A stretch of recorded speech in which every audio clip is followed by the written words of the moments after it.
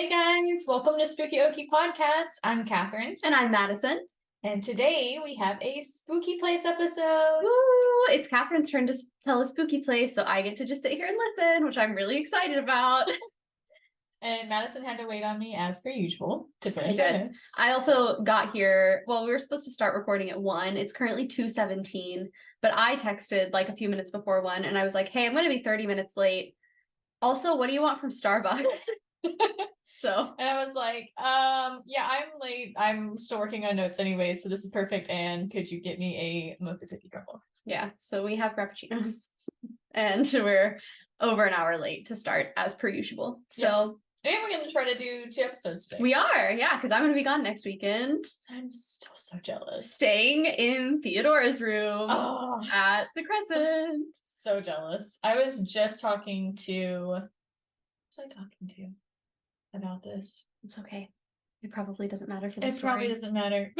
I literally was just talking to somebody. They were like, have you ever been to Eureka Springs? And I said, no, but I'm so jealous because my podcast co-host is going and she's going to get to meet Theodora, hopefully. I'm so excited.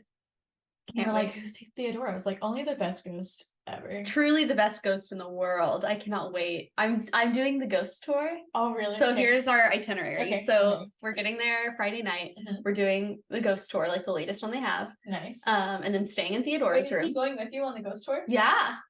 Why'd you convince him to go? I didn't have to. He wasn't going to do any of that with you. No, he just was like, do you want to do that? And I was like, yeah, I do. And he was like, okay. So. How many drinks does he need before he goes on that? I don't know. Okay. We're going to be driving very quickly trying to get there. So probably none. Probably none. Okay. Yeah. So we're doing that the night we get there and then staying in Theodora's room. And I'm so excited. So cool. And then doing brunch, like a fancy brunch thing. And then an escape room. Nice. Where you're also like having to... it's like an 1800s, like maybe heist or something. But you're also having to like find evidence to exonerate one of the suspects. That's cool. Like I'm like really excited. Crime and escape. Yes, that is so cool. I'm so excited. And then doing like a spa package, like massages and stuff. Oh, nice. So is it nice perfect weekend vacation? Like weekend vacation. So perfect. I'm so excited. That is awesome. Yep. Well done, Jeff. I know. Good job.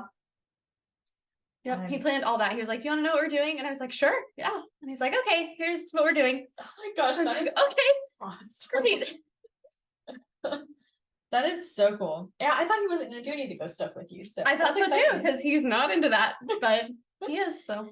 Is he going to go with you when you like do it in the room, in the hallway? I don't know that I'm going to do that. You're not gonna do that? I don't know. I don't really want to bring all my ghost hunting equipment. I think that's a little too much. I think it's a little too much.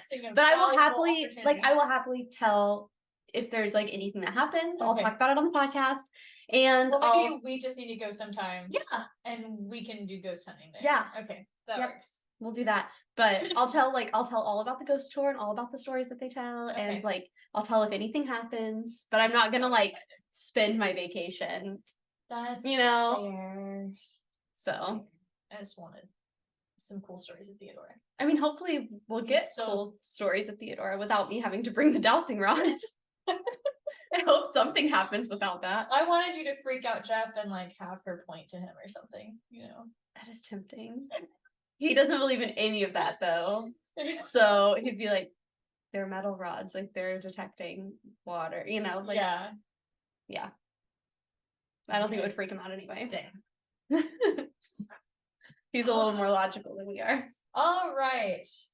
Are you ready to hear about the Gilcrease Museum? I'm so ready to hear about the Gilcrease Museum because I see it on all the lists. All right. So my sources are legendsofamerica.com, usghostadventures.com, hauntedhouses.com, vocal.media, tulsaworld.com, and gilcrease.org. Awesome. Oh, I'm so excited. This is a good one. So the house was built by Tulsa lawyer Nelson Flowers, who acquired the land in 1909. By the end of 1913, it was purchased by Gilcrease, where he and his family resided. Okay. So we're way back. Okay. We're way back. Nice. Yeah. So let's go further back and talk about Thomas Gilcrease himself. Great. Good old Tommy. Good old Tommy. Born in Roebelin, Louisiana. Love that. I just have to say it that way. I don't know how else you say that. There is no other way to say it. Okay. He was born in 1890. Ooh, that's wild. Isn't that crazy? Yeah. So he was the oldest of 14 children. Absolutely not. No, thank you. That is too many. Mm-hmm. That's like more than Cheaper by the Dozen. Yeah. Because it's more than a dozen. It's more than a dozen. Sorry. Yeah, it is. Yep, it sure is. It's a lot. It's more than a baker's dozen. It is. Okay, so he was born to William and Elizabeth Gilcrease, a couple of Scots Irish. Thank you. Scots. Sorry, Irish. I can see your notes, so I was like, I got you, because that's like what I am. French and Muskogee Creek Indian ancestry. Cool. I do know a little bit of Muskogee Creek. Nice. Mado is thank you. It is. And Homeboksje is coming. Oh, I don't know that one. Yeah, that's all I got. Yeah. Oh no. I'm not gonna say it, so I'm not saying the wrong way. I tried to say Homeboksje to one of my students because the math teacher taught me the how to say it. Yeah. But he also taught me, I think it's the word for boy, and I think it's Choban. Mm-hmm. And I mixed the two together. And I ended up saying but it has the inflection more like ass. Oh no. Yikes. So I said it to one of my students and she was like, you should tell that to my sister. And I was like, oh, okay. She was like, the longest no. Oh no?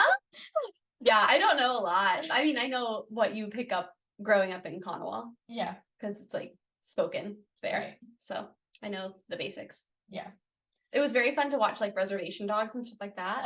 Because I'm like, oh, I understand this. Like, that's cool. I'm absolute white girl. I have no Native American ancestry whatsoever, but I grew up in a town that is a majority Native American. So like, I've grown up around that culture. Yeah. And so it was really cool to be like, I feel like I'm watching my town. That's like, so cool. It's really fun. I still need to watch Reservation Dogs. It's very good. It's very good. I mean, the creator is like from Holdenville. So yeah, I need to watch it because like, I mean, that's also the same kind of town where I teach. It's majority Native American population. It's awesome. It's a good show. So, all right. So soon after his arrival, the Gilcrease family moved to Creek Nation in Oklahoma Territory, where Tom enjoyed a rural childhood and developed an insatiable curiosity about the natural world around him. Nice. He helped tend the Gilcrease family's fields and store. Although his formal education was somewhat limited, he had a love of reading that encouraged a lifelong love affair with history, especially that related to American Indians. Oh, cool. I like that. Yeah. Thomas Gilcrease's name was entered on the Creek tribal rolls when he was 9 years old. And his tribal membership made him eligible for a 160-acre allotment of land that just happened to be located in the famed Glenpool oil field. Nice. Good for him. So this, the first major discovery of petroleum in Oklahoma in 1905 was part of this Glenpool oil field. Okay, cool. Nice. How lucky to happen to get that allotment. That's awesome. I'm still hoping that one of these days, like, oil is going to be found on my grandmother's land. Yeah. It's just going to be set. Yeah. Hasn't happened yet. My mom has like a share in some land. Okay. In like one of the counties where like her grandparents or great grandparents were from. Like they kind of all like all the siblings have like a share in this plot of land, and they have found oil. But so she got like a little bit, like they like leased it to a company to take care of. Like I don't really know how it all works. So she got like a little bit, but like not hardly anything. Really? No. Gotcha. Nope. I'm hoping there will be some like payments from it at some point. Yeah, you would think. It would be pretty cool. But I don't know. I don't know what the deal was. Like my aunt kind of took care of it, and my mom was like, okay. It might have been a one-time thing. And I don't think it was very much. I don't remember. I mean, if it was, it's gone now. So all right. So by 1917, more than 30 wells dotted his property. Nice. The income enabled him to further his education at Bacone College? Bacone. Okay. I filmed there for a TV show. Did you really? Mm-hmm. Yeah, I was a pregnant woman in the 1860s, and I died. Has that come out yet? No. Okay. No. Oh yeah, spoiler! I died. It's kind of the whole story, though. Is like the whole story about them, discovering you should wash your hands. Yeah. If you're doing surgeries and delivering babies. Thing. Yeah, it was a big discovery, but I helped it along by dying. I love it. And leaving my poor infant. I got to film with a real baby too. Did you really? Yeah, I had like a huge pregnant belly on, and then got to like give birth. I didn't have to do the actual like giving birth scene. Somebody else did. Gotcha. Like there were like a lot of us, because that's the whole story, is like all these women dying. And so, but I had like huge pregnant belly, and then they had all these babies, just tiny newborn babies around for all of us to be holding. And so I got to like be like tearful, like, happy to like have my baby. And then they're like, okay, now be dead. So okay. Then I got to be dead. That's so sad. Anyway, it's Bacone, I believe, unless I was saying it wrong the whole time I was there, which is also possible. Okay. So he furthered his education at Bacone College in Muskogee, Oklahoma, and at an Emporia, Kansas Teachers College. Cool. He married Mel Harlow in 1908, and they had 2 sons together. Awesome. Tom found the lure of the oil patch irresistible, and in 1922, he founded his own oil company. Nice. I mean, I guess that's what you do if you have 30 wells on your property. That makes sense. Would. Yeah. Seems silly not to at that point. So his name was very unoriginal, though. It was just the Gilcrease Oil Company. Tommy. I know. You can do better than that. That's what I was thinking. And his passion for American West artwork began when he purchased his first oil painting. Okay, cool. If you want to, go to gilcrease.org and you can find out a whole lot more about all the artwork that he purchased. Oh, nice. I know nothing about art. I know nothing about art, and I'm not going to go into it, but they had a lot of details if you want further details. If you are an art lover, yes, an art connoisseur, check it out. Check it out. 3 years, after 3 years, the successful oil man embarked on a trip to Europe that would change his life forever. Well, duh. A trip to Europe would also change my life forever. I would also love a life-changing trip to Europe. I mean, my trip to Spain was life-changing. Sounds pretty amazing. I didn't want to come back home. I never want to come back home when I take any trip. No. I'm going to go to Eureka Springs and be like, I'm not coming back. I know. Yeah. I would so love to live in a Spanish-speaking country. Yeah. Great coffee and great food and yeah. Oh, yeah. Okay. So while he was on his journey, it exposed him to the wealth and grandeur of the old world culture. Mm. It also created an appetite within him for collecting fine art. Very nice. So, although he did not start collecting like all the, European masters and European greats, he did start collecting objects and art that reflected Native American history and culture. Oh, cool. Yeah.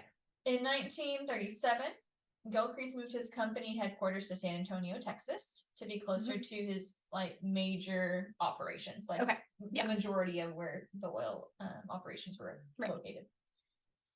There, he became an active collector, and in 1942, he formed the Thomas Gilcrease Foundation, and started supporting philanthropic efforts to help Indian education.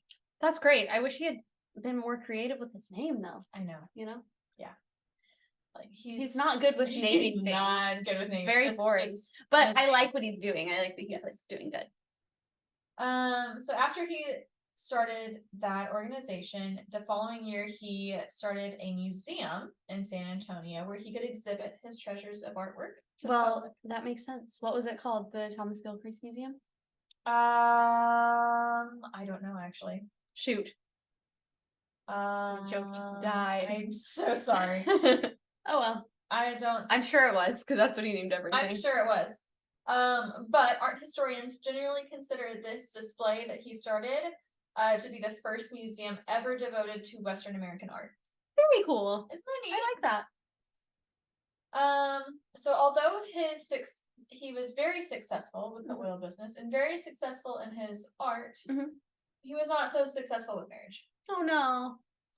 So his marriage to Belle Harlow did not last very long, and in 1926 the couple divorced. Aww. 2 years later, the entrepreneur married Norma Smallwood, a former Miss America. Okay. And they had a daughter together. Mm-hmm. But within a few years, this also did not last. Oh, I know. Poor guy. So, in 1942, he opened the foundation to help with Native American education. In 1943, he decided to, because him and his family were no longer living in the house because they had moved to San Antonio along with his operations. He actually decided to give that house a better purpose, and so he opened it up to be used for orphan Native American children. I love that. I know. So, they even added a second floor to the building, so there was even more rooms for children to be there. To clarify, I say I love that, assuming that it's being done right. Yeah, and I don't have a lot of details, so I have no idea. I think if it was done right, that it would have more. You never know. And you would hope with him being. That was my thought. Is like he seems like he's trying to do things right culturally. And since he's Native American, hopefully it will be done right, not like whitewashing. Despite his spectacular achievements as an art collector, San Antonians never mustered much enthusiasm for his museum. Aw. I know. So, disappointed by their apathy. Oh, man. That's like teachers everywhere. Yes. Relatable. Disappointed by their apathy. Me on a daily basis. You should get a mug that says that. I'm disappointed by your apathy. You should start saying that to your students. I'm disappointed by your apathy. Yeah. Yes, I should. Yeah. I like it. I should say I'm underwhelmed by your apathy. Yeah, I like it. I like that. It's a good one. TM. So he ended up closing his display in 1947 after it was only open for a few years. Oh, I know. I bet he was so disappointed. He was disappointed by their apathy. Yeah. Undeterred by his failure in Texas, he decided that Oklahoma would be a better location, so he moved his collection back to Tulsa. Okay. And placed it in a new museum adjacent to his sandstone home that he had in Tulsa. Cool. You want to know what he called it? The Thomas Gilcrease Museum? Yes. Yes, I knew it! I'm on to him. I know. We've caught wind of his creative names. Yep. All right, so he never lost his passion for collecting or for his collection. His economic position improved in the late 1950s, and he continued to acquire even more pieces and add them to his collection. In 1949, when he returned to Tulsa, he opened the Thomas Gilcrease Institute of American History and Art. Oh. It's a little bit of a He did better with that name. It's a little too long, though. Yeah. Once he arrived back home, though, the orphanage closed. Due to his return, but also due to management issues of the operation. I don't know what that means. It doesn't sound good. Does it sound good? I'm hoping it means financially. Hopefully. And not care of children wise. That's my fear. But there's nothing that states that. Okay. I've not found anything about that. Okay. If you find that, don't message us.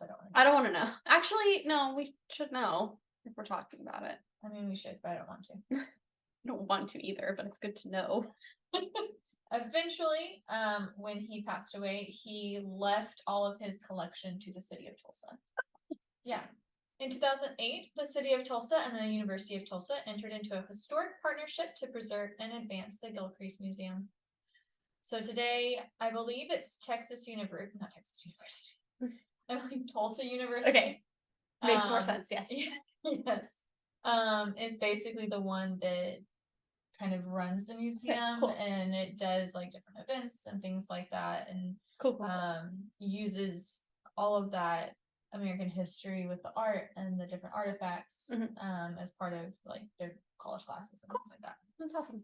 All right. So now what we're all here for. Spooky stuff? Spooky stuff. Every time we cover a spooky story, I forget until we're like, okay, now here we go. And then I'm like, oh yeah, there's ghosts. Yeah. Okay. So my favorite line of like a newspaper article was this one. When the eyes in the portrait move, it's time to leave the haunted house. That's what I always say. Words to live by. Words to live by. There are several different entities that are supposedly residing within the Gilcrease Museum. The first of which is Thomas Gilcrease himself. Naturally, yes. Naturally. So Thomas left his artwork, and his death did not change that fact. He is known to visit the museum buildings at night, which has resulted in a huge turnover rate in security guards. Yes, I don't blame them at all. Because apparently, like, they will even see him like on camera. That's cool. Isn't that cool? That's so cool. So probably just somebody breaking in, to be honest. Probably. He seems to enjoy puttering around the home. His presence has been seen, heard, and felt. Oof. He appears even as a solid apparition. That's spooky. That's a lot of energy. It is, but when he appears like solidly, it's quickly. Okay. As if to say hello. Okay. He said just popping in to say hi. Just popping in to say hi. He appears in the gardens. He like floats around with little plants, like checking on his garden. Cute. He's seen like looking up at the sky, like he's bird watching. Adorable. I love this man. I want to. He's just like sweet old man. I know. Although other places have said he apparently doesn't like visitors. Like he likes the caretakers of the place, but he doesn't like visitors. And I'm like, but if he ran a museum and he wanted people to appreciate it, why would he not like visitors? I know. I don't know if it's like he doesn't like visitors that are disrespectful, but nowhere did it say that. It just said like he doesn't like visitors. That's so weird. Like it's so contradictory to who he was in life. I know. So, interesting. I don't know. There are also 7 Native American children entities that are seen. 7? 7. How long was the orphanage open? Not very many years. But there are 7 dead children showing up. That is a problem. But in one place I saw there was like some sort of epidemic that went through. Okay. And so that was not actually like. That's why I've not seen anything that's like mismanagement of care. It's been like children died from sickness, but it was like children everywhere were dying from sickness. Okay. Got it.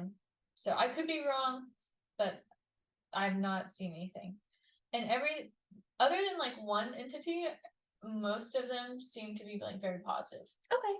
The Native American children entities have been reported playing in the home and in the gardens. Oh. So, like, several places have said, like, they seem to be staying there because that was a happy place. Okay, good. So... I'm glad to hear that. Yes. I wonder what they're playing. I don't know, but they play, like, inside the home, outside the home, and, like, with one another. Oh, I'm glad they're not lonely. I know. That's sweet. I know. I hope it's, actually Native American children ghosts and not demons. Not demons. But... demons playing hoop and stick. Yeah. Employees have heard footsteps all over the home and have even reported doors opening and closing all on their own. Okay. Pretty typical standard stuff. Strange noises have been heard. OKCGC/PRG, along with the Paranormal Investigation Team of Tulsa, PIT. Okay, that one's easier to say. Yeah. Worked together in an all-night investigation of the Thomas Gilcrease mansion in 2022. In 2002. Okay. In April 20th of 2002. 420, yes. Yes. I didn't even think about that. Yes, 420. My first thought. In the upstairs north bedroom, they picked up an EVP saying help. Oh. I don't like that. Not a fan. In the south upstairs bedroom, it was very active. Ooh. One of the researchers asked questions to unseen children entities, asking them to let them find something from long ago. Ooh, okay. Yeah, I love asking specific things. 15 minutes later, this researcher found on the floor of the downstairs bedroom an old earpiece. Oh, okay. And then another 15 minutes later, another person found a broken wooden wagon wheel from a very old toy. That's really cool. Isn't that cool? That's really cool. The piano room downstairs was extremely Loved active. that they had a piano room.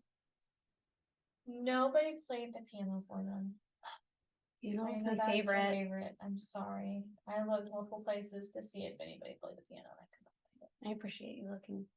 A picture taken out of the room had a glowy figure in the photo. Spooky. When trying to get a response from the entities in this room, an extremely loud bang was heard from an upstairs bedroom. They're like, we're not there, we're up here. They're like, excuse me, return to us, please. We were not done. We're not gonna follow you around. This is ridiculous. This is our place. Come back to us. Yeah. During a sit down in the foyer, a rather vocal argument between two male voices was heard coming from the kitchen/butler pantry area. And it kept growing in intensity. Ooh. The words were muffled, but the entire team felt the anger from the conversation. Yeah. Terry French went to the kitchen window to look outside to see if the guard was arguing with anybody. And needed help, but it was not him. Okay. As she left the butler's pantry, she felt the angry presence of an entity right behind her. Oh, absolutely not. I love her, though. She turned around and said, "Do not sneak up on me like that."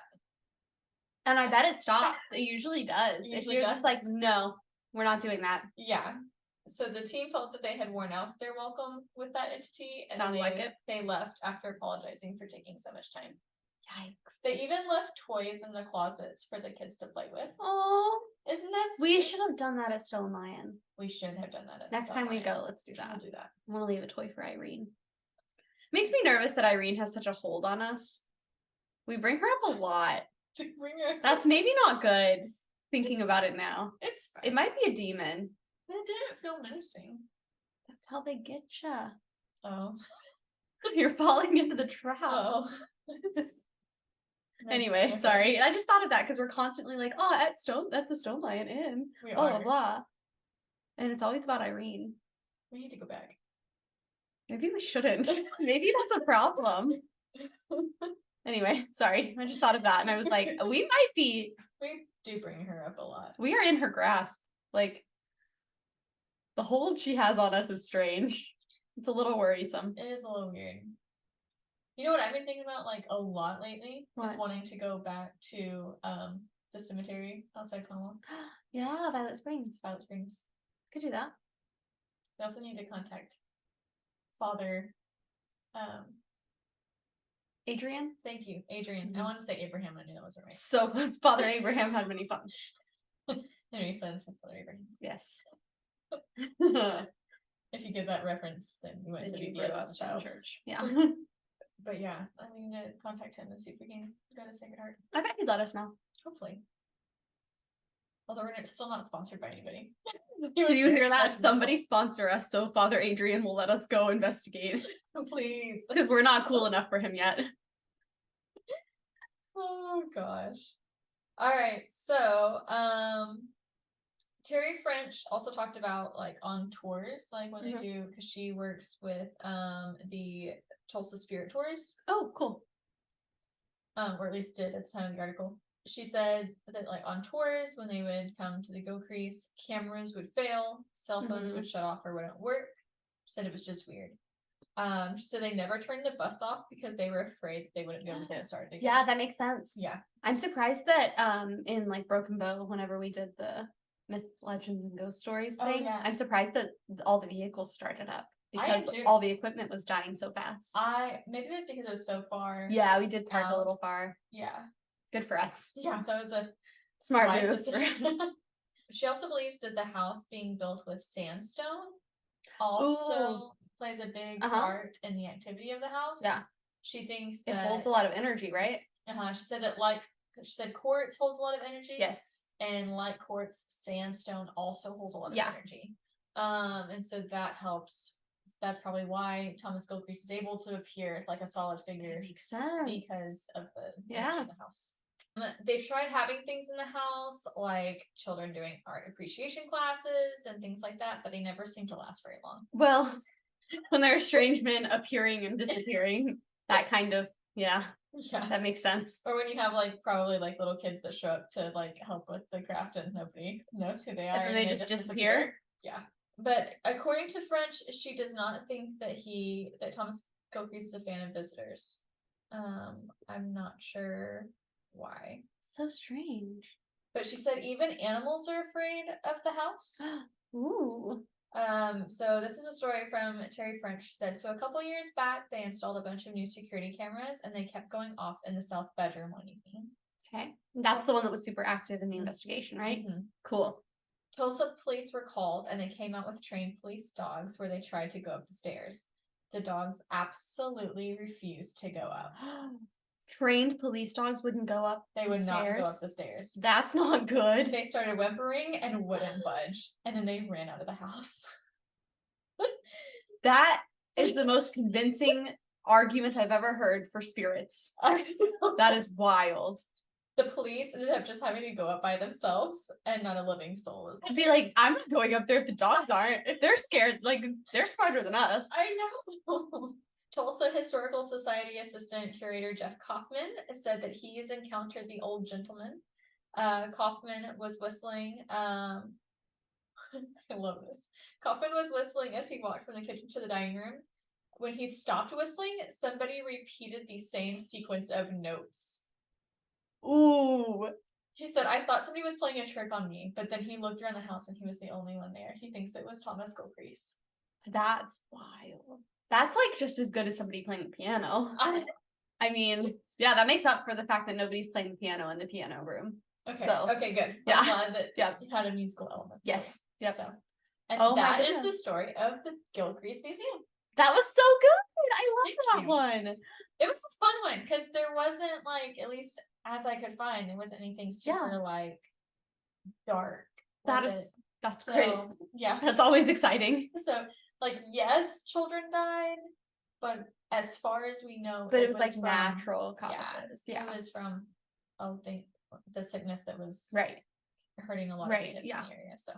So still sad, but not like murder. Right. Not like somebody killed them. Right. Sad. Right. So all right. Great job. Love it. Thank you.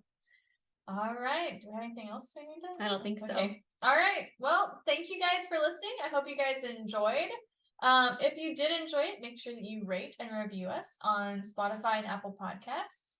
Make sure that you send this to somebody else who you think would enjoy. Make sure to send us a message on Instagram or which is Spooky Okie Podcast. Thank you. Or email us at spookyokiepodcast@gmail.com with any spooky story recommendations, true crime recommendations, or to tell us something that you enjoyed from the podcast. Yeah, please send us any recommendations you have because it's getting really hard to find stories. Yes. Like we're running out of stories and I don't want to end the podcast, but like no. But please send us recommendations. Yes, please do. We would love some. Oh, don't forget to subscribe on YouTube at Spooky Okie Podcast. Yep. And don't forget to subscribe on Patreon. That's where you can get all of the extra spooky content. Only $3 a month. Oh, there was one thing we should talk about. What's that? The poll, the Instagram poll. Because the yeses won. So you get to wear that. Did it come in? I got a notification that it got delivered. Yes, I think so. Amazing. Okay. So, I've got a package over there. I had 2 packages that came at the same time. I think one's my mom's and one's the one that you ordered. Great. So, I love it. I have not tried it on yet. I'm so excited. Hope it fits. I'm sure it will. I know. I was the one no vote on the poll. poll. Everybody else voted yes. So she gets to wear that shirt to her colonoscopy. If you don't know what we're talking about, go listen to the last episode. It was the Louisiana episode. Yeah. The Sister State episode. So anyway. I'm sure there will be an Instagram post in 2 weeks about There sure will. I can't wait. I'm so excited. I can't wait to hear what the doctors say. I know. Oh, it's gonna be great. Okay. Anyway, thanks for listening. Thanks guys for listening. Hope you enjoyed. Stay spooky. Stay spooky. Stay spooky.